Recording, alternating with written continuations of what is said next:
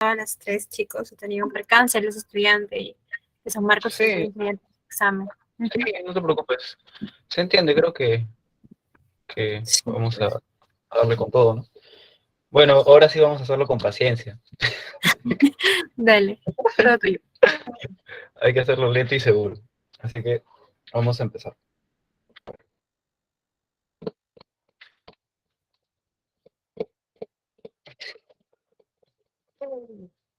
A ver, bien, ¿qué curso vamos a hacer? Vamos a hacer el curso de geografía. Esperen, tenía algunas pestañas abiertas aquí, lo siento. Ya, ahora sí, vamos a hacer el curso de geografía. Un repaso, un mega repaso FIFU. Vamos a encontrar ejercicios un poco complicados, ejercicios ateros, y ejercicios súper fáciles, ¿no? Pero bueno, hay que darle con todo. Bueno, ¿estamos preparados? Los leo.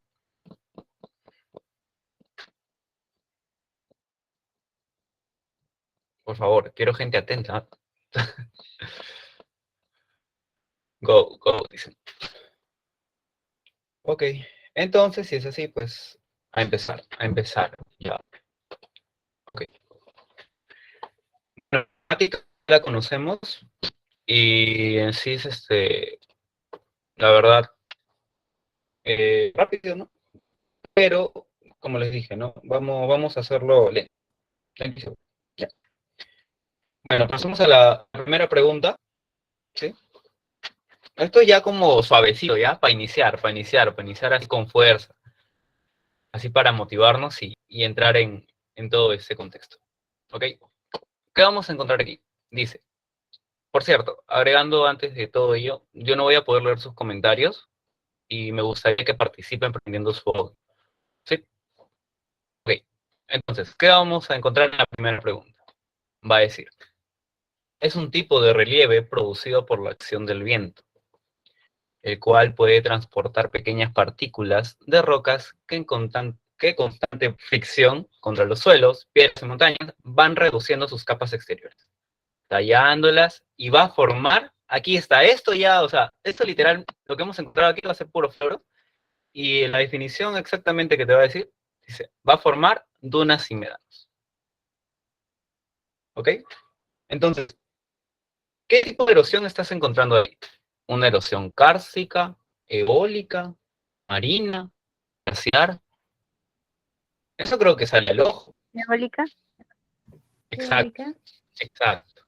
No se preocupen que no vamos a estar pasando prácticamente directamente así, ¿no? Las preguntas así, o sea, directamente y lo cambiamos. No, voy a darles las definiciones de cada una de las alternativas también para que no nos vayamos perdiendo, ¿no? Para estar en la hilación de todo.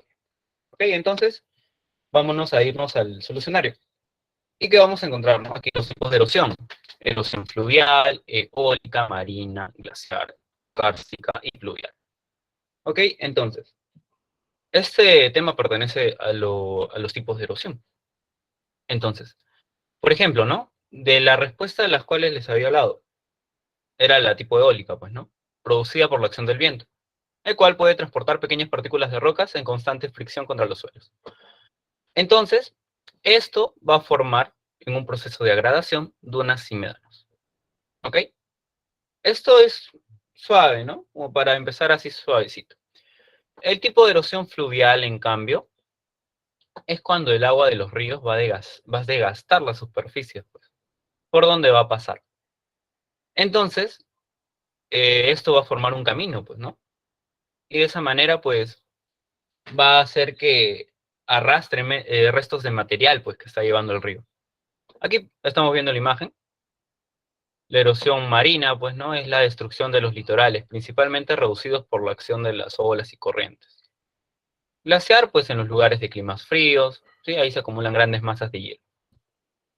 La cárcica, pues, que también llega a venir constantemente y muchos nos llegamos a confundir, ¿no? Y si no te confundes, pues a buena hora. Entonces, en la cárcica vamos a encontrar, pues, ¿no? La producción por disolución de las rocas calizas debido a la acción de aguas ligeramente ácidas que contienen dióxido de carbono. Esto, esta definición te la están diciendo. ¿Por qué? Porque aquí va a ocurrir también un proceso de meteorización, perdón, química, ¿sí? Que eso ya se va a hablar más adelante. Esto se va a dar en los sumideros, mayormente en las cavernas, pues, ¿no? Cárcica, cavernas. No sé si les suena un parecido. Yo lo suelo relacionar así, ¿sí? Mediante un proceso de degradación en estalagmitas, estalactitas, estalagnatos. Y la pluvial no hay que confundirla nunca con la fluvial. Esto mayormente a mí siempre me ha pasado. Yo suelo confundir, ¿no? La erosión tipo fluvial con la pluvial. En cambio, la pluvial o hídrica también mejor llamada, se va a producir cuando las gotas de lluvia, pues, ¿no? Van a golpear el suelo, ¿sí? Y bueno, esto va a hacer que se acumule un túmulo de agua, pues, y esto va a ir aumentando la velocidad conforme va descendiendo. En cambio, esta de aquí, la fluvial, es cuando el agua mismo de los ríos va a desgastar la superficie, ¿ok? Entonces la pluvial, pues, ¿qué ocasiona? Pues, ¿no? Sedimentación, colmatación de los valles, de los cauces, surcos, carcabadas, ¿sí? Entonces, esta pregunta ha sido como para iniciar. Así que pasamos a la siguiente. A ver, ¿qué vamos a encontrar aquí? Sabemos que el Acuerdo de París, COP21, fue creada en el año 2015, con el fin de reducir las emisiones del gas del efecto invernadero. No es gay. Así que pone gas del efecto invernadero en el planeta. Recordando esto, responder verdadero o falso según corresponde. ¿Ok? ¿Qué vamos a encontrar aquí? Bueno, primero dice, ¿qué es lo que ha pasado en el Acuerdo de París, mejor dicho, la COP21, con respecto a las emisiones de gas del efecto invernadero? ¿A qué acuerdos han llegado? Bueno, vámonos aquí, pues, ¿no? Todas las partes deben presentar contribuciones determinadas a nivel nacional. ¿Ustedes qué dicen? ¿Podría ser verdadero o podría ser falso? ¿Verdadero? ¿Verdadero? Exacto. Ujú. La segunda, tiene como meta principal lograr que la temperatura se incremente cada año. ¿Verdadero o falso? Falso. Falso. Exacto. ¿Lo ven? Porque están en las alternativas, pues. espero que sea, o sea así sincero, ¿ah? Sea sincero. ¿Qué más dice? Una de sus metas es reducir la corrupción de los estados industrializados. ¿Qué dicen ustedes? Falso. Falso. ¿Mm? Y se evaluará cada año las emisiones del gas de efecto invernadero que elabora cada país. Verdadero. Verdadero. ¿Verdadero? ¿Seguras?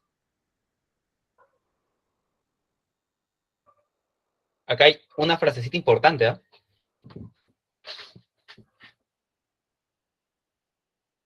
Aquí, por ejemplo, no se evalúa cada año, ¿sí? No se evalúa cada año, se evalúa cada determinado tiempo, ¿sí? Así que una palabrita te puede cambiar toda la respuesta. Entonces hay que tener cuidado con las palabritas claves que vamos a encontrar. El último es, bueno, cada país miembro tiene una diferenciada responsabilidad con sus emisiones del gas del efecto invernadero. Pues claro, pues, ¿no? Hay algunos países, por ejemplo, que son los más industrializados y por ende ocasionan que exista mayor gas de efecto invernadero, pues, ¿no? Produzcan más que un país que esté menos industrializado y no gaste, no, perdón, y no produzca mucho gas de efecto invernadero. ¿Sí? Entonces aquí la respuesta es dedito. Pero tranquilos, tranquilas, vamos a pasar al solucionario para entrar más en relación con el tema. Entonces, bueno, el tema va a ser clima, pues, ¿no? La COP21 en París, también hecha en Francia en 2015, pues, ¿no? Va a establecer las medidas para, número uno, reducir las emisiones de gas de efecto invernadero. ¿Ok? Aquí vamos a encontrar todos los tipos de gases, ¿sí? De efecto invernadero que vamos a encontrar.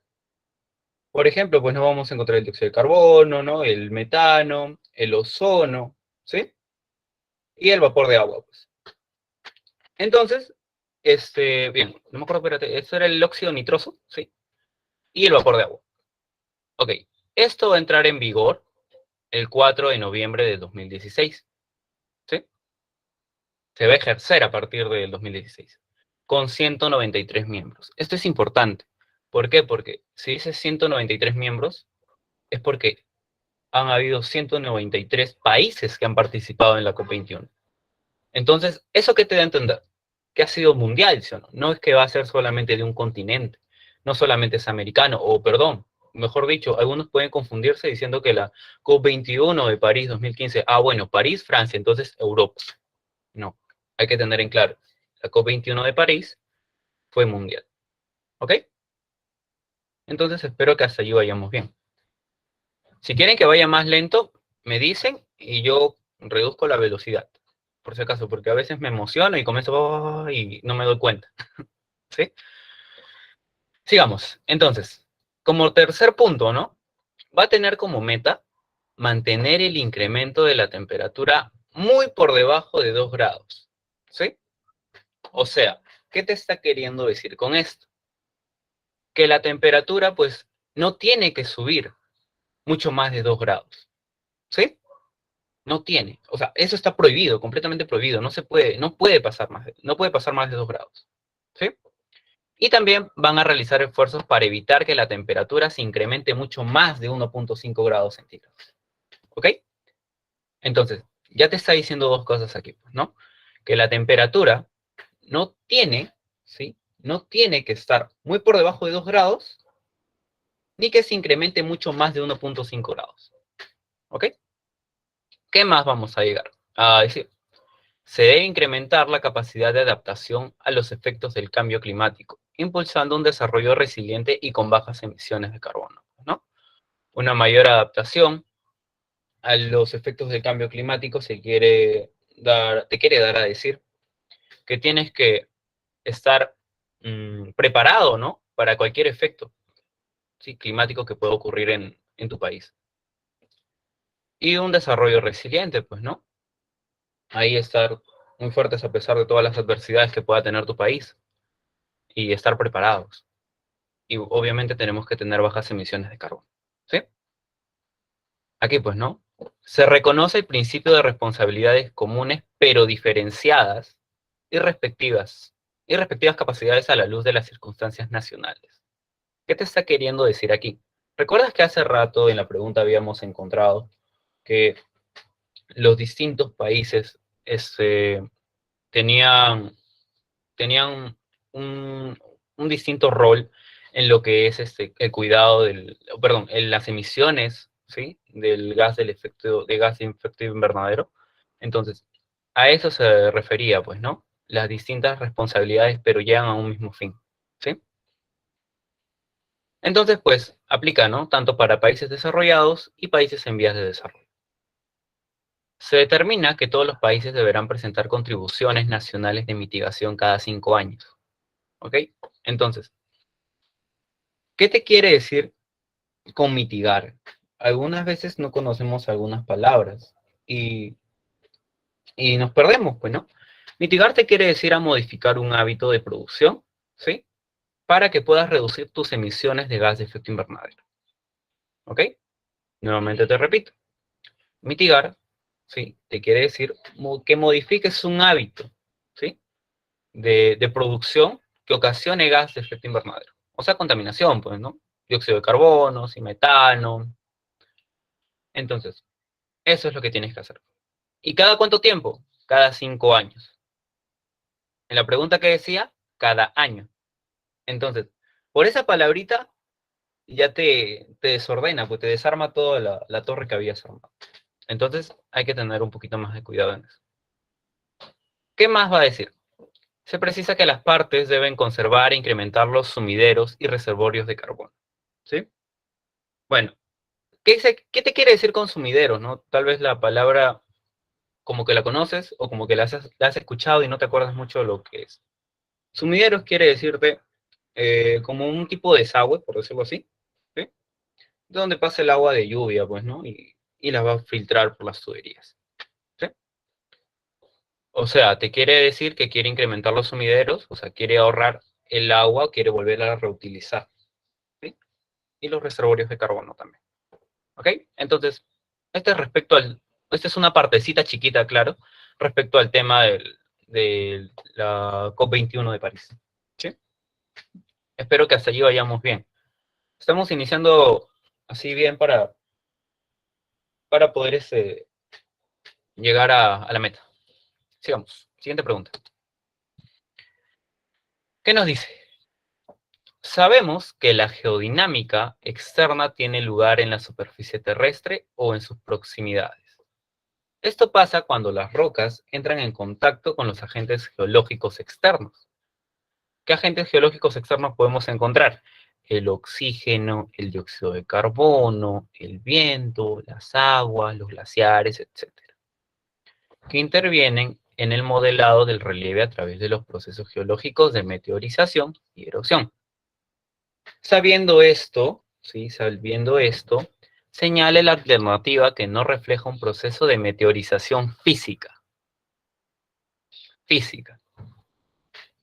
Ahí tenemos las alternativas. A, dice, meteorización por gelifracción. Yo recuerdo esto bien porque en una clase lo repetí más de 5 veces. Para los que estuvieron en la clase, por favor me gustaría que por lo menos se acuerden de este proceso. Lo voy a preguntar antes de pasar a la explicación. Vamos a encontrar a la meteorización biológica, a la meteorización por carbonatación y a la meteorización por termoclastía. ¿Ok? Ustedes, ¿cuál creen que sea un proceso, ¿sí? O que no refleje, perdón, un proceso de meteorización física? ¿Cuál La creen? C. Ujú, ujú. Muy bien. Y esa es la respuesta. Ahora, por favor, esto va por mi autoestima, de verdad, de verdad, espero que me respondan bien. ¿A qué me refería? ¿Se acuerdan a qué me refería por meteorización por gelifracción?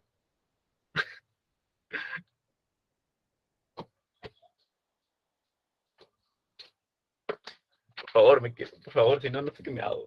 Cuando el hielo rompe la roca. Ajá, ya, sí, estoy tranquilo. Meteorización biológica,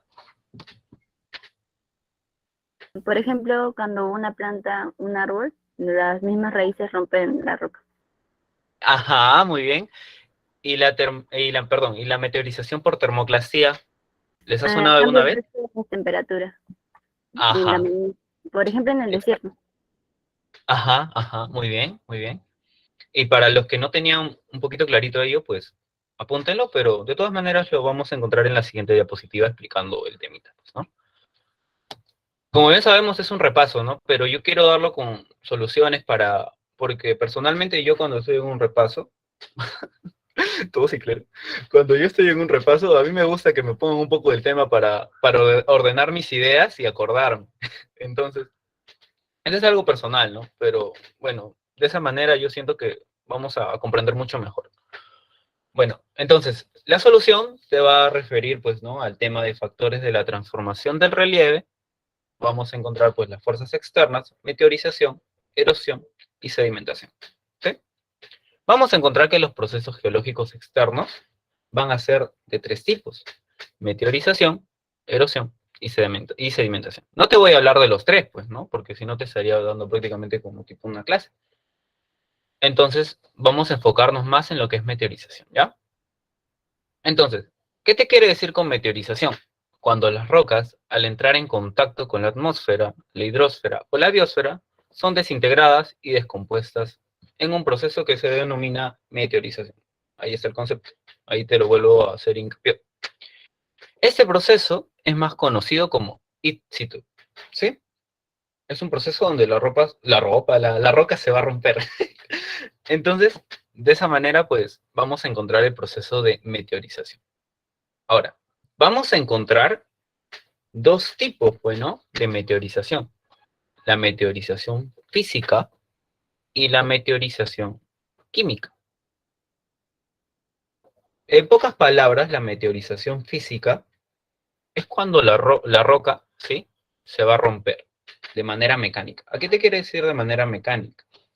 Cuando tiene un agente externo, ¿sí?, que ocasiona que esta misma se destruya, cada vez en partes más pequeñas. ¿Ok? Para que luego puedan ser erosionadas, pues. Aquí nuevamente, pues, ¿no? Encontraremos 4 tipos de meteorización física: termoclastía, gelifracción, haloclastía y biológica.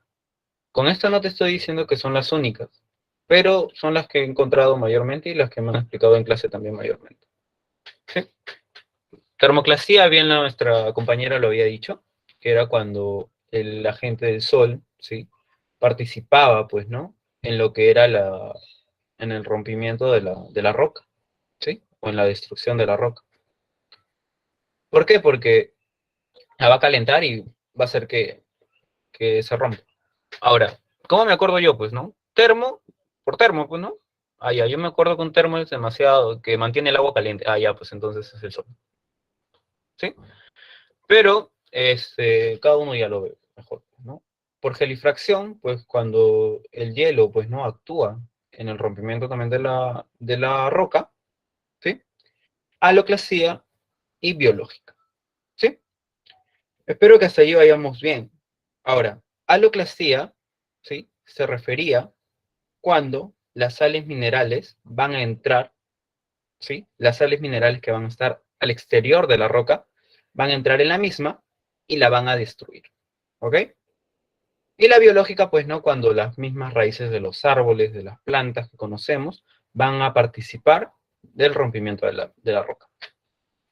Entonces ya tenemos, pues, ¿no? Meteorización física, bueno, pues se va a romper la roca, va a tener agentes externos, ¿no? Puede ser el sol, puede ser el hielo, puede ser las sales minerales, ¿no? O las mismas plantas, ¿no? Las raíces de los árboles. Y la meteorización química, ¿sí? Que va a generar la transformación química de la roca, o sea, la misma composición. Ahí te dice, ¿no? Color y forma. Vamos a encontrar tres tipos: oxidación, carbonatación, hidratación. ¿Sí? ¿A qué te quiere decir, por ejemplo, con hidratación? Es cuando el agua es el agente que va a cambiar, ¿no? En la composición de la roca. ¿Por qué? Porque el agua va a entrar por los huequitos, por los orificios que puede tener la roca, y con ello va a cambiar el mismo volumen, o sea, va a hacer que se vuelva más ancha, por decirlo así. ¿Sí? Por carbonatación es cuando el CO2 va a reaccionar, ¿sí? Con el calcio, con el magnesio, con el sodio, ¿sí? O potasio, y esto va a hacer que forme, pues, bicarbonatos en la roca. ¿Cuál podría ser un ejemplo de carbonatación? Pues, ¿no? Pues el que vemos aquí. ¿Sí? Un ejemplo, por ejemplo, de gelifracción, el que vemos aquí. Y un ejemplo de meteorización biológica, pues es el que estamos observando acá. ¿Sí? Entonces, hasta allí, ¿vamos bien? ¿Cómo van? Cuéntame, quiero escucharlos, por favor. Es- Está bien, profesor. ¿Sí? ¿Va bien todo? Sí, va bien todo, espero. Tómenle captura, por favor, no voy a pasar PPT, lo siento. Aunque va a estar grabado, ¿no? Me dicen que va a estar subido en YouTube, ¿verdad? Sí, ¿no? Disculpe, ¿qué era aloplastía? Ya, Parte de aloclasía es la cuando... meteorización física. Sí, sí, sí. Aloclasía es cuando participan las sales minerales, ¿sí? Y del exterior, que están en el exterior, y esas mismas van a entrar en la roca y van a ocasionar que se destruya. ¿Ok? ¿Sí? Ah, ya entendí. ¿Te lo vuelvo a explicar para que lo anotes? No, sí, ¿O... ya lo capté ya. ¿Sí? Ya. Ahora, es personalmente una idea que yo tengo, no sé si les ayude, no sé. Pero carbonatación, yo me acuerdo de las burbujitas de la gaseosa, no es por nada ya. Entonces, como las burbujitas de la gaseosa, pues, son bastantes, entonces yo veo que tienen muchos huequitos, entonces digo, ah, ya esta es carbonatación. Es algo random que a mí me pasa, yo lo identifico así de esa manera. Si les ayuda, pues en buena hora, ¿ok? Bueno, entonces sigamos a la siguiente pregunta, ¿ok? Vamos a la siguiente. Ok, aquí. El mapa es una representación gráfica reducida, generalizada y matemáticamente determinada de la superficie terrestre, sobre un plano, en el cual se interpreta la distribución, el estado y los vínculos de los distintos fenómenos naturales y socioeconómicos, seleccionados y caracterizados de acuerdo con la asignación concreta del mapa. Uno de los mapas más usados es el temático. Entonces, sabiendo esto, une correctamente cada mapa con la función que cumple. A ver, esto sí es bien daterito. ¿Ve? Entonces, tenemos que saber, ¿Sí? ¿La B? La D. B. D. ¿Qué dicen todos? Quiero ver participación. ¿Seguras? ¿Seguras? D. Ya, vamos a ayudar primero, ¿ya? El mapa edáfico, ¿sí? Va a representar la distribución del suelo. ¿Sí? Me estaban diciendo la número 1, me estaban diciendo la respuesta. Yo la entendí como respuesta. Sí, la respuesta, la letra B. Ay, ay, ay, ay, ay, ay, ay. Yo pensé que me estaban diciendo la respuesta de aquí, yo me estaba asustando y me iba a dar un ataque. Ya. Bien, estamos bien. Entonces, el mapa edáfico va a representar la distribución del suelo. ¿Sí? Esto hay que tenerlo claro. El mapa demográfico, pues, perdón, el mapa político va a representar la organización política de un país. ¿Sí? Cómo se va a distribuir el territorio. ¿Sí? Por eso le decimos, ¿no? Mapa político del Perú. El mapa hidrográfico, pues, distribución de las aguas continentales. Y el mapa demográfico, pues, la distribución de la población. ¿Sí? Entonces, la respuesta, pues, es besito. Entonces, pasamos. Siguiente. Ah, ya, vamos a hablar de la... Bueno, eso ya más rápido, pues, ¿no? Mapas topográficos van a ser aquellos que van a representar, pues, ¿no? De manera parcial la superficie terrestre en una escala definida. Por ejemplo, ¿no? Vamos a llamarlos también mapas bases, los cuales van a tener aspectos físicos como isografía, red hídrica, red vial y aspectos humanos como centros poblados, ¿no? De eso se van a encargar los mapas topográficos, ¿sí? Superficie terrestre, acuérdate, todo lo que puede ocurrir en la superficie terrestre. Un mapa temático, en cambio, ¿sí? Está caracterizado a localizar características o fenómenos particulares. El contenido puede abarcar diversos aspectos, desde información histórica, política o económica, hasta fenómenos naturales como el clima, la vegetación o la geología. Algunos de estos ejemplos de mapas temáticos, bueno, ahí está el mapa político, el mapa de uso actual del suelo, que no hay que confundirlo con el edáfico, ¿ya?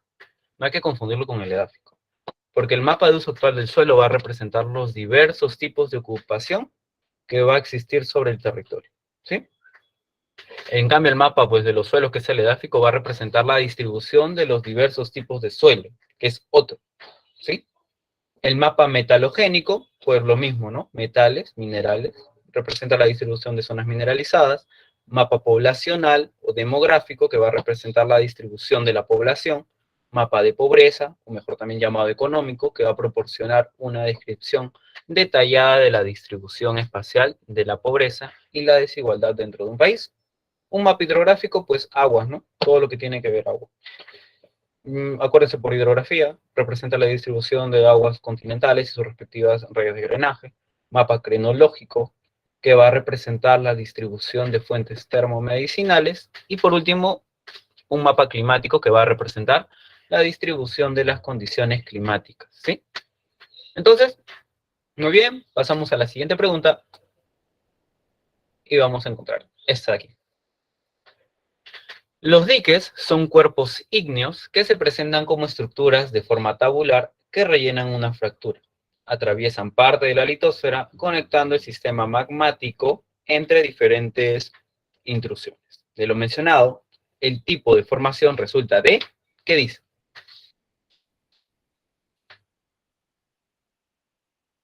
¿Qué dicen? A, puede ser un volcanismo extrusivo. B, un proceso epirogénico, una fase magmática exógena o un magmatismo intrusivo. Rellenan una fractura. Rellenan. ¿La D? ¿Mm? Entonces, esa va a ser la respuesta. ¿Sí? Rellenan. Intro, entra. Extro, exterior. ¿Sí? Entonces, eso es para que nos ayude a sacar las definiciones de una mejor manera. ¿Sí? Entonces, aquí cuando te habla, ¿sí? Que van a rellenar una fractura, está diciendo de que algo va a entrar. Entonces, tal vez no es necesario que te sepas, puede ser estas palabras de aquí, ¿no?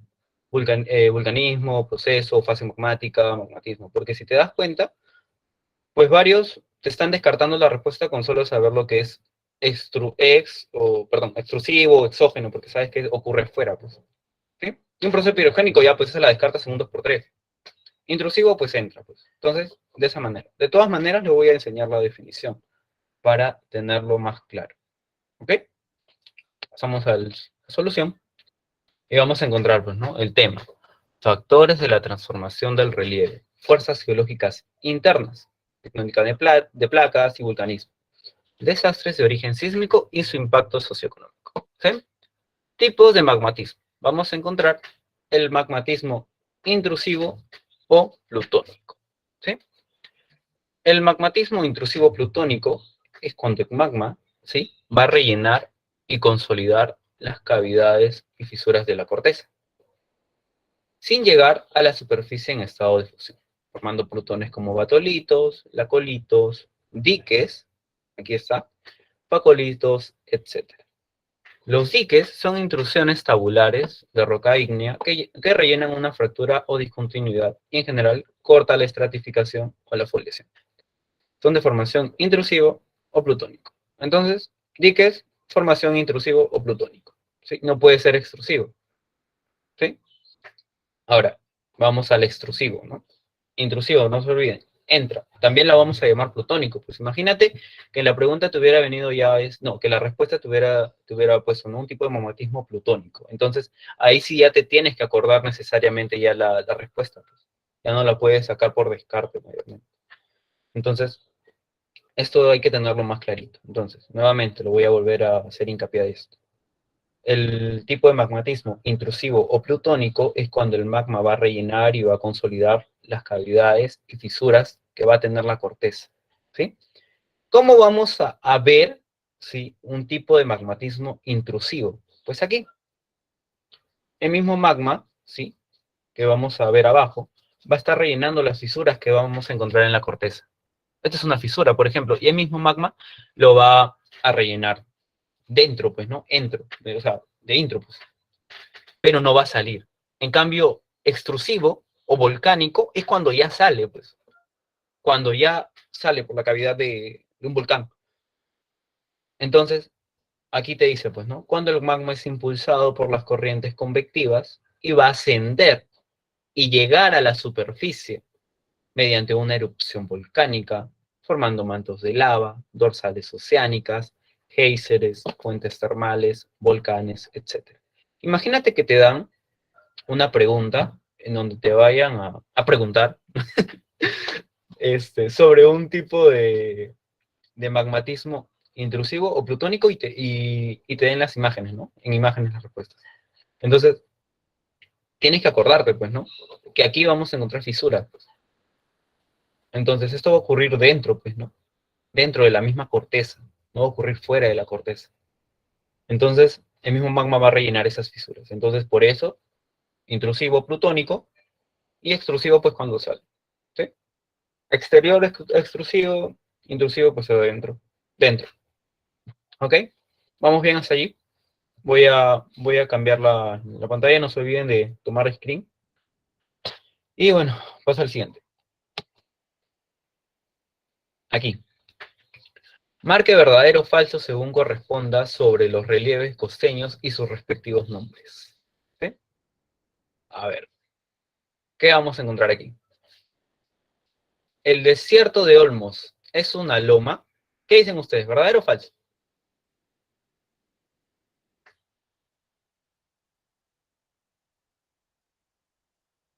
¿Falta? Ujú.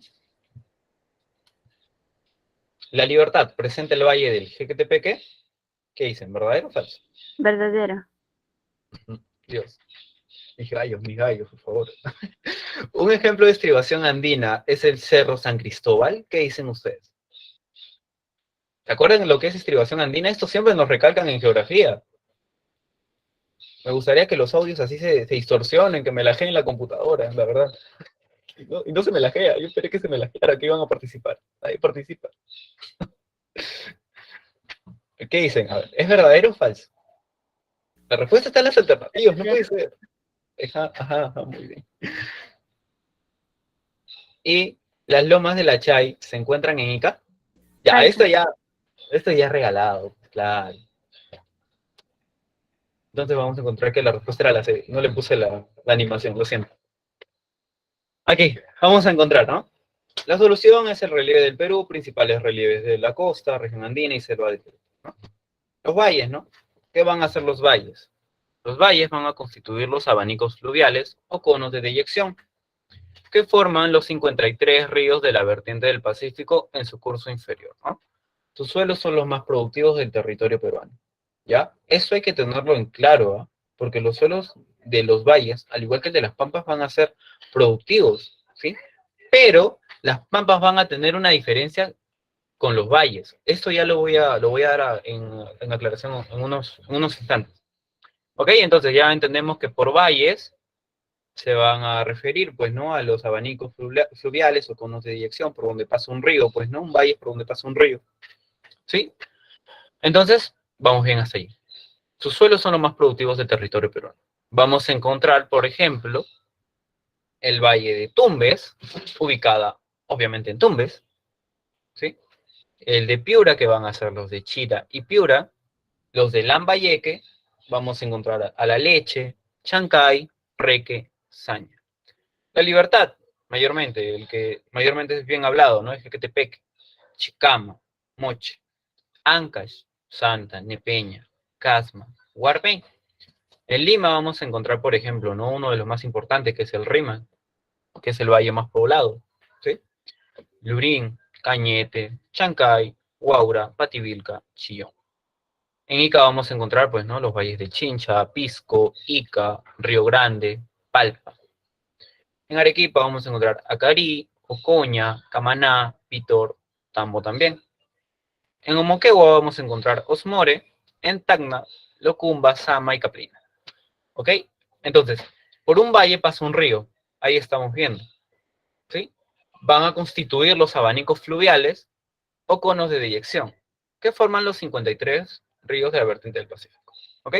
Una pregunta, ¿escuchan un audio extra por ahí? O sea, perdón, un sonido aparte de mi voz, sino para ponerme mis audífonos, para que me ayuden a escuchar mejor. ¿Hay distorsión en el audio?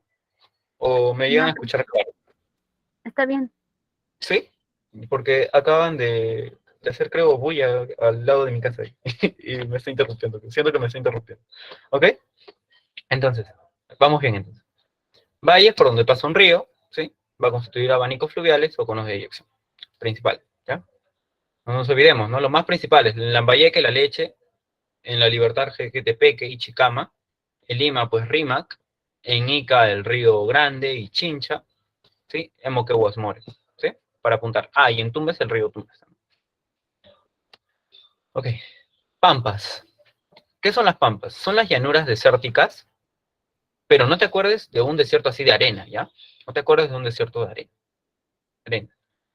Sino son las llanuras desérticas formadas por depósitos aluviales y eólicos, o sea, nutrientes, o bueno, perdón, donde anteriormente había pasado un río, pero el río ya se secó, y todos los nutrientes que tenía ese río, pues, los ha dejado allí, pero ya no pasa ningún río. Por eso es que le llaman desérticos. Constituyen un gran potencial para el desarrollo de la agricultura, ¿sí? Convirtiéndose en áreas altamente productivas mediante obras de irrigación. Esto es importante porque también viene, y nos llegamos a confundir muchas veces marcando, porque llegamos a confundir pampas o valles, o decimos que es lo mismo. Entonces, una pampa es una llanura desértica por donde hace millones de años había pasado un río y se secó, pero ese río ha dejado nutrientes en el suelo, ¿sí? Entonces, ¿cómo nosotros hacemos de que esa pampa se vuelva súper productiva? ¿Cómo aprovechamos esos nutrientes que están en el subsuelo? Pues vamos a aprovechar esos nutrientes mediante obras de irrigación. ¿Cómo podemos hacer las obras de irrigación? Bueno, algunos abren caminos y desvían los ríos y las acercan acercan los ríos hacia los lugares donde están las pampas. Entonces, esas van a ser las obras de irrigación, ¿sí? Hay más ejemplos todavía. Vamos a encontrar las principales pampas, entre la cual la más principal va a ser la de Lambayeque, ¿no? La de Olmos, que va a ser la más extensa del Perú. Le van a decir desierto de Olmos o pampa de Olmos, ¿sí? vamos a encontrar en La Libertad a Chau, Virú, Moche, Chicama. En Ancash vamos a encontrar a Casma, a Nepeña, a Chimbote. En Ica vamos a encontrar a Villacurí, a Hoja Redonda. En Arequipa vamos a encontrar al río Majes, a Siguas, al río La Joya. Y en Piura al Morropón. ¿Ok? Apuntar todo ello. Entonces, ya tenemos la diferencia. Valles, por donde pasa un río, súper productivo, y pampas, por donde hace millones de años había pasado un río, pero se secó, pero se encontró una alternativa de solución y fue practicando obras de irrigación. ¿Sí? La siguiente solución. Estribaciones andinas o contrafuertes andinos, ¿no? ¿Qué son las cadenas de montañas de poca elevación? Comúnmente denominados cerros, ¿no? El cerro. Esto siempre le hacen un hincapié a los cerros porque es lo mismo que decir estribaciones andinas o contrafuertes andinos. Entonces, en una pregunta te puede venir estribación andina y no te puedes bloquear, pues. Tú tienes que decir que una estribación andina es un cerro, porque ese sería su nombre ya, por decirlo así, ya culto, ¿no? Por decirlo así, entre comillas. Se van a ubicar, pues, ¿no? Entre los Andes y el litoral, que van perdiendo altura hacia el oeste. ¿Sí? Por ejemplo, ¿no? Estos van a ser como las raíces de la cordillera de los Andes, los famosos cerritos. ¿Sí? ¿Qué más vamos a decir? Pues, ¿no? Que las principales estribaciones andinas o cerros van a ser el Morro Solar en Chorrillos, el Cerro San Cristóbal en el Rímac, el Cerro San Cosme y el Pino en la Victoria. ¿Sí? Aquí vemos una fotito del Cerro San Cristóbal, o mejor dicho, ya llamando la estribación andina de San Cristóbal. ¿Sí? Pasamos a la siguiente. Las lomas. En algunas lomas, ¿no te acuerdas del fondo del sitio? En algunas lomas costeras se forman en las laderas occidentales de las estribaciones andinas. Ya hablamos previamente de lo que era una estribación andina. Comienzan desde casi el nivel del mar hasta los 1000 metros sobre el nivel del mar, con variaciones a nivel local. Se presentan con vegetación de diversos tipos, y esto va a reverdecer durante el invierno por la acumulación de neblinas y la precipitación de llovizna. ¿Sí? Estos climas que vamos a ver aquí van a ser climas estacionales. Climas estacionales. No es que siempre lo vayas a ver, ¿sí? Es porque en una determinada época del año no está, y en otra determinada época del año sí está. ¿Ok? Entonces, escuchen. Según lo que hemos leído y lo que hemos logrado entender, ¿en qué estación del año creen que se pueda formar una loma? ¿En invierno o en verano? Invierno. Ujú. ¿Por qué? ¿Por qué? Porque aquí va a haber la acumulación de neblina, pues, ¿no? Va a haber una precipitación, o mejor llamado, pues, una pequeña llovizna, o garúa también se le puede decir, ¿sí? Entonces, estas son las lomas costeras. Van a ser ecosistemas, ¿ah? Hay que anotarlo esto, porque yo recuerdo que una vez en un simulacro me vino, ¿no? Y en biología me vino la pregunta, fue lo gracioso. Que si una loma era un ecosistema, una biosfera, algo así me vino, y yo marqué biosfera, pues marqué mal y me acordé, me acordé que luego era un ecosistema, así que es bonito, bonito decirlo, pues, ¿no? Para que luego uno ya se acuerde, pues, ¿no? De los errores. Los errores se hacen acordarte, aunque no creas la respuesta. Se van a distribuir desde Illescas hasta el norte de Chile. Vamos a encontrar las principales lomas, ¿sí? Que van a estar distribuidas desde los 6 grados latitud sur en Piura hasta los 18 grados latitud sur en Tacna, ¿sí?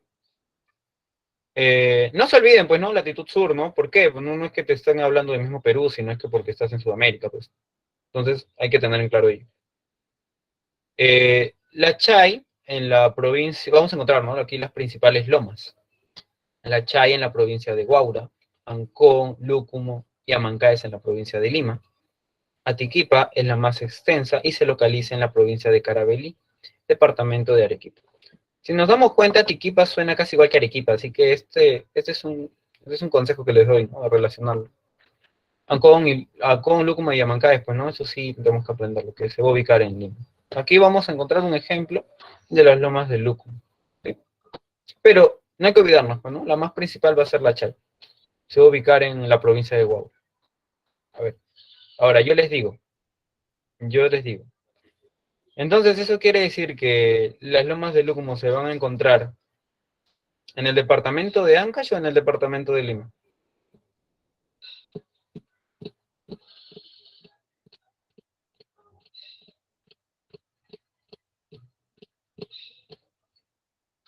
¿Qué dicen ustedes? Los escucho. Quiero creer que es porque los audios, yo sé que los audios ahora, pues, no sé, como cuando los audios tienen problemas, pues, ¿no? Y supongo que todo se entrevera y ya no puede llegarme el audio.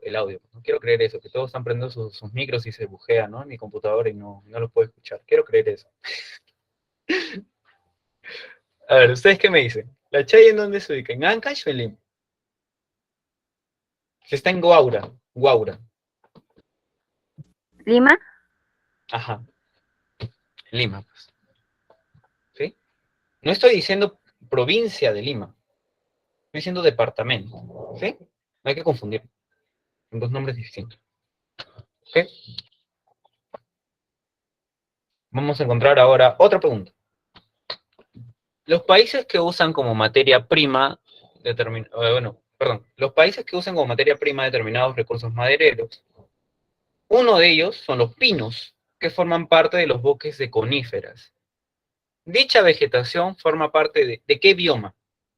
Sabana, taiga, estepa, desierto. ¿Qué dicen ustedes? taiga. ¿Mm? Y esa es la respuesta, taiga. Ahora vamos a hablar de los biomas, ¿sí? Quiero ver qué hora es, no me vaya, estoy temprano. Muy temprano, todavía creo que voy a terminar. Ya. Entonces, aquí vamos a encontrar, pues, ¿no? Que los países en donde vamos a encontrar bosques de coníferas va a ser en el bioma llamado taiga. Ahora, la solución va a estar aquí, pues, ¿no? El tema va a ser biomas del mundo, ¿ya? Entonces, a ver, vamos a hablar de la sabana, ¿sí? Ay, le puse con tilde, no puede ser. Esto, saquemos la tilde de acá, ya voy a sacar de ahí la tilde, no voy con tilde. Es un bioma propio de los trópicos, ¿ya? La mayoría se encuentra entre los 15 grados y 25 grados latitud norte y latitud sur. Se localiza en el centro y este de África, Sudamérica, la India y Australia. Aquí vemos el mapa, ¿sí? En modo chiquitito. Y aquí vemos, bueno, África, Sudamérica, la India y Australia también, ¿ya? Vamos a ver, pues, ¿no? Que está caracterizado por un clima superior a los 25 grados centígrados. Va a tener precipitaciones estacionales, ¿ah? Estacionales, ¿sí?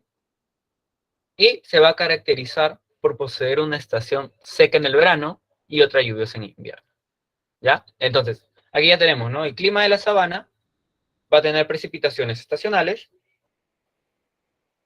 se va a caracterizar por poseer una estación seca en el verano y otra lluviosa en invierno.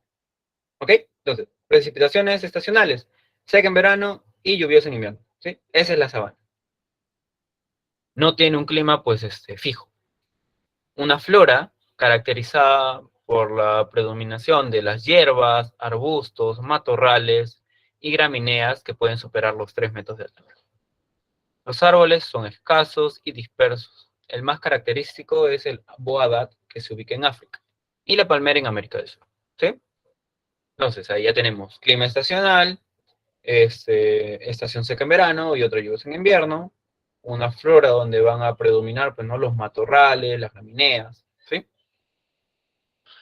Una fauna caracterizada, ¿sí? Por tener la población más diversa de grandes mamíferos herbívoros y carnívoros.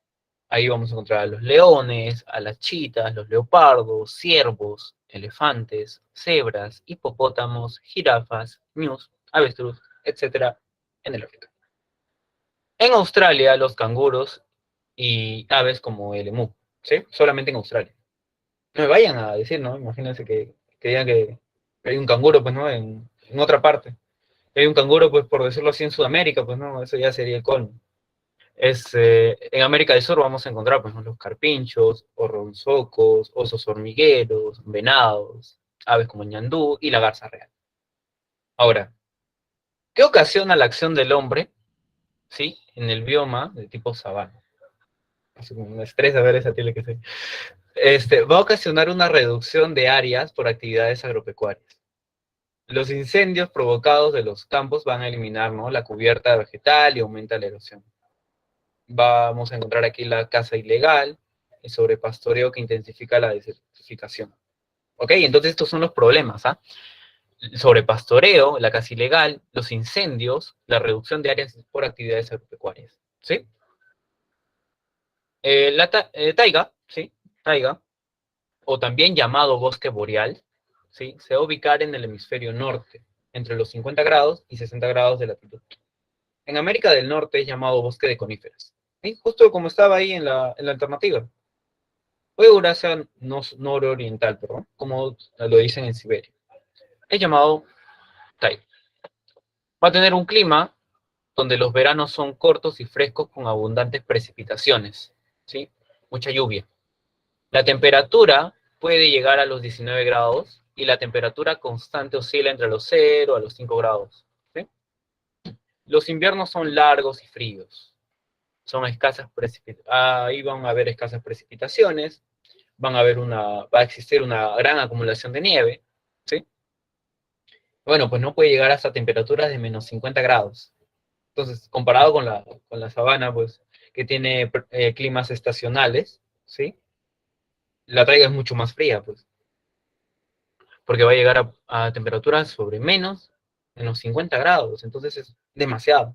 Entonces, vamos a encontrar, ¿qué tipo de flora vamos a encontrar si encontramos este tipo de clima? Vamos a encontrar los bosques de coníferas o árboles que van a superar los 40 metros, ¿sí? Van a tener una copa piramidal, ¿no? Entre ellos, por ejemplo, uno de ellos es el pino, por ejemplo. Vamos a encontrar árboles de hojas caducas, alisios, abedules, álamos, ¿sí?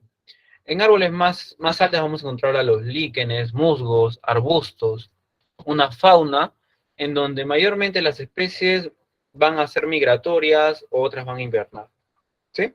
Vamos a encontrar a los osos pardos, lobos, zorros, renos, búhos, ciervos, alces, ¿sí? Ardillas, comadrejas, martas bizarras, ¿ok? Ahí ya tenemos sabana, taiga. Sabana, temperatura estacional, ¿sí? Y taiga, pues, una temperatura en donde los veranos van a ser demasiado cortos, ¿sí? Desierto. No hay que entonces, sabiendo esto, no hay que relacionar sabana con desierto.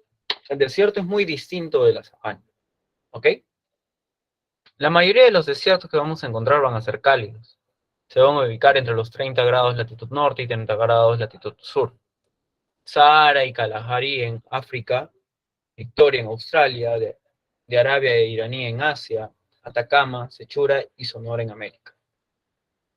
Los desiertos fríos se sitúan entre los 35 grados y 55 grados norte y sur.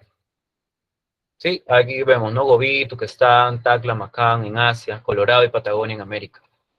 Van a representar la tercera parte de la superficie continental. ¿Ok? Vamos a encontrar aquí un clima árido y seco con altas temperaturas, pues, ¿no? Un desierto. Va a tener unas altas temperaturas en el día, va a llegar hasta los 40 grados a 50 grados. Imagínense, o sea, pucha, tú podrías freír un huevo en un carro calientazo ahí, con esa temperatura. En las zonas áridas, las precipitaciones oscilan entre los 25 a 250 al año. En algunas de ellas por años no llueve, en ellas existe una alta evapotranspiración, ¿sí? Una flora escasa, pues, ¿no? Porque son climas desérticos. O sea, con una temperatura entre 40 y 50 grados, ¿qué especie podría sobrevivir? Pues, ¿no? O sea, sí existe, pero son muy pocas, ¿sí? Entonces, como son muy pocas las especies que llegan a sobrevivir, por ser el mismo clima, pues, estas especies van a estar caracterizadas por almacenar agua por un mayor periodo de tiempo, ¿sí? Aquí dice, pues no es escasa, pero adapta a las duras condiciones del clima, claro, porque es demasiada la temperatura. Varias especies almacenan agua para sobrevivir por largos periodos de tiempo. Encontramos arbustos de hojas pequeñas y gruesas. ¿Sí? Una fauna, pues, ¿no? Ay, Dios, espérense. Ese temita, ya lo vi que lo va a asustar. una fauna adaptada a la ausencia de humedad y a las altas temperaturas, por ello algunos son nocturnos. Entre las principales vamos a encontrar, ¿no?, los camellos, serpientes, escorpiones, sin pies, coyotes, halcones, camaleones, tarántulas, buitres y ratas canguro. ¿Qué ocasiona el hombre aquí? Es difícil, ¿no?, de colonizar, habitan pastores seminómadas, pues, ¿no?, un desarrollo de minería, explotación petrolera y gasífera. En los oasis se va a practicar, ¿no?, la agricultura de cereales, vegetales, con tecnología hidráulica. Ahora, una estepa o pradera, pues, ¿no?, ya es mucho menos con desierto. Van a ocupar amplias zonas al interior de los continentes, pues, ¿no? Unas praderas de Europa central y oriental, estepas euroasiáticas, praderas de Norteamérica, y estepas de América del Sur, Brasil, ¿sí?, pampas de Uruguay y Argentina, praderas altas, donde vamos a encontrar a belts, en África, y praderas de Nueva Zelanda, pues, ¿no? Una característica de la fauna, pues, ¿no?, de las praderas, vamos a encontrar a los bisontes. Recordemos que estamos hablando de biomas del mundo, ¿sí? Entonces, un clima, pues, ¿no?, su temperatura promedio anual es de 20 grados en el verano, inviernos fríos, una precipitación promedio de 600, se presentan ambientes templados, va a presentar gramíneas, perennes y otras herbáceas, arbustos escasos, árboles limitados al lado de los ríos y arroyos, ¿sí? En el norte de Europa y Asia y en América del Sur, las praderas dan paso a las estepas. Parajes llanos muy extensos con hierbas más bajas y casi por completo sin árboles, ¿no? Especies ahí vamos a encontrar, ¿no?, el ajenjo negro, espiguilla azul, guaguea, cola de venado, hierba de búfalo. Pero mayormente, pues, ¿no?, relacionarlo con bisontes. En Argentina, mayormente también he visto que la pregunta es por flora y por el clima. Eso es lo que mayormente he visto, ¿no?, en los simulacros, nos preguntan. Pero de todas maneras no está mal darle una repasada, ¿no?, por lo menos saber lo básico. Vamos a encontrar a las vizcachas, armadillos, comadrejas, zorros, liebres, ¿sí? Aves como perdices, patos, mandúes, caranchos, calandrias, entre otros, ¿no? En América del Norte vamos a encontrar a los bisontes, tejones americanos, mofetas, caballos salvajes y pumas. En Australia, canguros rojos. En el África, cebras, jirafas, hienas, jabalíes. ¿Qué ocasiona el hombre en la estepa o pradera? Bueno, va a ser modificada por el hombre para habitarla y cultivar especialmente maíz, trigo y soya. Entonces, imagínate si te viene una pregunta en donde te van a decir, pues, ¿no?, ¿cuál es la acción del hombre? O sea, ¿qué hace el hombre para modificando el bioma de pradera, pues, ¿no?, o estepa? Pues aquí vas a encontrar que va a sembrar maíz, trigo y soya, ¿sí? Esto mayormente va a ocurrir en Estados Unidos, ¿sí? ¿Qué más? Una acción, el sobrepastoreo, pues, ¿no? Aquí va a ocurrir el sobrepastoreo, porque como mayormente vamos a encontrar a animales a los cuales les va a gustar las hierbas, ¿sí? No otro tipo de hierbas, las hierbas normales, pues van a tenerlas que consumir, pues, ¿no? Pero al ser demasiados animales allí, pues va a ocurrir que ya escasee ese alimento, ¿sí? Bueno, pues muchos por ello también se van a morir. Entonces son escasas las praderas naturales, ¿sí? Entonces ya tenemos ahí desierto, estepa, pradera, sabana, taiga, ¿sí? Sabana, no se olviden, a clima estacional, seco en verano, ¿sí? Invierno con precipitaciones, ¿sí? En taiga, por ejemplo, vamos a encontrar que los veranos van a ser cortos y con abundantes precipitaciones, ¿sí? Vamos a encontrar aquí las coníferas, ¿sí? ¿Qué más? En el desierto, pues, ¿no?, climas secos, ¿sí? Van a tener que existir especies en donde mayormente puedan sobrevivir a las temperaturas entre 50 a 40 grados centígrados, ¿sí? Y pues no, la acción del hombre, ¿no?, va a ser bien difícil de vivir por allí. Una estepa o pradera en donde vamos a encontrar, pues, ¿no?, que la temperatura promedio anual va a ser entre los 20 grados. Sí, vamos a encontrar ahí que se van a desarrollar los bisontes, ¿no? Y una acción del hombre, pues el sobrepastoreo, lo más principal. Pasamos a la siguiente. Me quedo sin voz. Pasamos a la siguiente pregunta. Esta pregunta es tipo pre, porque ahí sí no sabía cómo crear una pregunta así. Entonces, ¿qué nos dice acá? Observe el siguiente gráfico y luego determine el valor de verdad o falsedad de los enunciados. Miren, ya les di una respuesta ya. Pucha, se me pasó. Por la gran superficie que representa es elaborado con una gran escala. Ya. Aquí hay que recordar los mapas, ¿sí? De pequeña, mediana y grande escala. Acordémonos. Un mapa de pequeña escala es aquel mapa que tiene poca información específica sobre los determinados lugares, ¿sí? Un mapa a mediana escala es aquella que tiene un poco más de información, pero no tan específica. Pero un mapa de gran escala es aquella que tiene gran información, o sea, mucha información, ¿sí? Entonces ahí podemos encontrar los planos, por ejemplo, ¿no? Los planos de una cooperativa, de una urbanización, de una asociación, de un asentamiento humano, ¿sí? Entonces, aquí, pues, ¿no? ¿Se elaboró con un mapa de gran escala? Pues no. O sea, no hay que pensar que un mapa de gran escala es porque, ya, como es grande, el planeta es grande, o no sé, pues, ¿no? Como es grande, tiene que tener más países, pues, ¿no? No hay que imaginarlo así. Este es un mapa a pequeña escala, ¿sí? Porque ya nuevamente le hago un hincapié a esto. ¿Por qué? Porque tiene poca información. Entonces es pequeña escala, ¿sí? Entonces, a ver, a muchas personas se nos ha complicado esto. A mí, de hecho, también se me complicó demasiado esto. Es más, había una alternativa que la borré porque dije, o sea, ¿cómo me puede salir esto? O sea, sí me había salido, pero no sabía cómo explicarlo. Entonces, la tuve que sacar de ahí. Entonces, bueno, explicando lo que sé, pues, en verdad. ¿Sí? ¿Qué es lo que vemos aquí? ¿Sí? Ya, eso, lo siento, ya. ¿Qué es lo que vamos a ver aquí? Esto que vamos a ver aquí va a ser el talón, ¿ya? Lo vamos a llamar talón. No es necesario que se aprendan el nombre, pero me lo tuve que aprender para poderles explicar. El talón que vamos a observar aquí, ¿sí? Mientras va subiendo un cuadradito, por decirlo así, o sea, mientras va subiendo ahí, va a valer 1 centímetro, ¿sí? No miremos esto, no miremos esto, ya no mires esto, porque si tú ves esto te vas a confundir. Mira esto de aquí. Entonces, esto vale 0. De aquí a aquí va a valer 1 centímetro, pues, ¿no? Luego de ahí va a valer otro centímetro. Luego de ahí va a valer otro centímetro. Ahí, otro centímetro. ¿Ok? Entonces, ¿qué te estoy queriendo decir con esto? Que esto va a representar los centímetros en el mapa y esto va a representar, pues, no los kilómetros en la vida real, pues, ¿no? ¿Cuántos centímetros en el mapa equivalen a la distancia en el territorio real? ¿Sí? Entonces, aquí ya sabemos que es 0. Entonces, pasamos al siguiente y este vale 1, pues, ¿no? 1 centímetro. Vamos al siguiente y este, pues, vale 2 centímetros. Pues. Pasamos al siguiente. No te confundas con esto de aquí. Yo, la verdad, no lo veo. Pues. Yo solamente cuento esto de acá. 1, 2, 3, 4. ¿Ya? Pasamos al siguiente. Va a tener, por obvias razones, 3.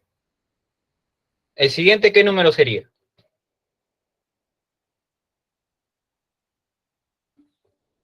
4.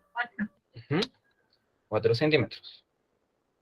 ¿Sí? Entonces, hay que tener en cuenta esto, ¿no? Esto va a representar los centímetros en el mapa y esto va a representar los centímetros en la vida real. El 0, ¿por qué va aquí? Porque a partir del 0 va contando, pues, ¿sí? Los centímetros en la vida real, no, perdón, los kilómetros en la vida real. ¿Por qué? Porque va contando. Pues. Ahora, pasamos a ver esto. Ya vimos esto, ya sabemos cuántos centímetros tenemos en el mapa. Ahora vamos a ver lo siguiente. Este, ¿sí? Es el que vale supuestamente 1 centímetro en el mapa, ¿sí o no? Este es el que vale 2 centímetros en el mapa. Este es el que vale 3 centímetros en el mapa. Y este es el que vale 4 centímetros en el mapa. Hasta allí, ¿todos me están siguiendo? ¿Sí, no? Sí. Espero que sí. Espero que sí. Vamos bien, ¿no? Vamos bien. Esto sí la primera vez que lo expliqué, no lo expliqué con diapositivas y debía hacerlo en diapositivas. Y pido perdón porque yo corrí mucho en eso. Y lo siento, la verdad. Ya. Ahí vamos 4. Entonces, yo quiero, ¿qué nos dice aquí, no? El valor que le corresponde a X es de 1200. Hay que averiguar. Porque uno dice, pucha, ahora, ¿cómo yo sé que acá hay 2400 y no sé cuántos son? No sé cuántos son. Entonces, para ello tienes que saber esta definición, pues. Saber contar los centímetros que hay en el mapa. Y ya te enseñé, pues. Ya te enseñé. Cada línea representa, pues, 1, 2, 3, va subiendo así. Entonces, vamos a la solución. Como sabemos que este vale 1 centímetro, este vale 2 centímetros, y este vale 3 centímetros, este va a valer 4. Bueno, entonces, ¿qué vamos a hacer? Pues lo vamos a dividir. Vamos a dividirlo 2400 kilómetros entre 4 centímetros. ¿Sí? El resultado nos ayudará a saber la diferencia que hay entre los kilómetros, ¿no? O sea, ¿cuántos kilómetros va subiendo? ¿Sí? ¿Cuántos kilómetros va subiendo? Entonces, después de una fusión así súper mega mental, vamos a dividir, y la respuesta va a ser 600, pues, ¿no? Es entonces donde vamos a saber que cada kilómetro en el mapa va a avanzar 600 kilómetros. Entonces, ¿cuánto vale 1 centímetro en el mapa? En la vida real sería 1 centímetro en el mapa. 600 kilómetros. Ajá. Entonces, 2 centímetros en el mapa. 1200 kilómetros. Ajá. 3 centímetros en el mapa. 1800. 1800. Ajá. Y 4 centímetros en el mapa. 2400. Entonces, de esa manera se resuelve ese tipo de escala. ¿Sí? Entonces sabemos que va avanzando 600 kilómetros. Entonces la respuesta es verdadero, pues. ¿Sí? 1200 vale X. ¿Sí? Entonces pasamos a la siguiente pregunta. Creo que también es la última también. Creo que sí. Bueno, ¿qué vamos a encontrar aquí? El bosque seco ecuatorial es una ecorregión endémica presente en nuestro país. Se va a localizar en las laderas septentrionales de la vertiente del Pacífico. Septentrional, acuérdense, norte. Distribuido en una franja altitudinal que alcanza los 2500 metros sobre el nivel del mar. De lo descrito, identifique las características de la ecorregión en mención. Ah, entonces miren, hay que saber, pues, ¿no? Septentrional, ¿sí? Es aquellas zonas que se ubican en el norte. ¿Sí? Ok, vamos a señalar las características de la ecorregión en mención. Va a abarcar parte de Tumbes, La Libertad, Lambayeque, Piura y Cajamarca. ¿Qué dicen ustedes? ¿Verdadero o falso? Si ya dije que se ubica en el lado norte, del Perú, del Perú. ¿Qué creen ustedes?